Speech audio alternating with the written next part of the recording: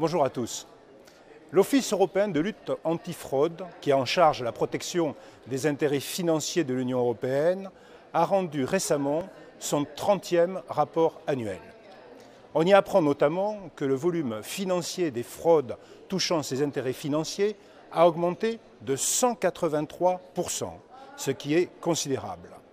En France, deux parlementaires, l'un de La République En Marche, l'autre UDI, devaient rendre un rapport explosif sur l'état des fraudes aux prestations sociales.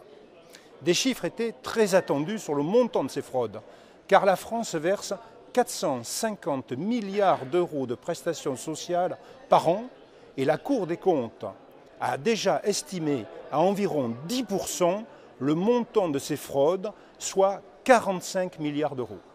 45 milliards de fraudes aux seules prestations sociales, soit bien supérieur au budget du ministère de la Défense, qui est de 35 milliards, bien supérieur au budget du ministère de l'Intérieur, qui est de 25 milliards, et très supérieur au budget de la justice, qui ne représente que 7 milliards d'euros.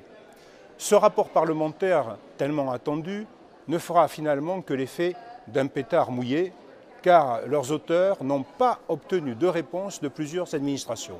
Ainsi, un sénateur, en sa qualité de rapporteur spécial de la Commission des finances sur l'immigration, n'a obtenu aucune réponse à sa question visant à connaître le nombre de personnes immigrées touchant ces prestations. Il semblerait même que des consignes aient été passées pour ne rien répondre de précis aux parlementaires.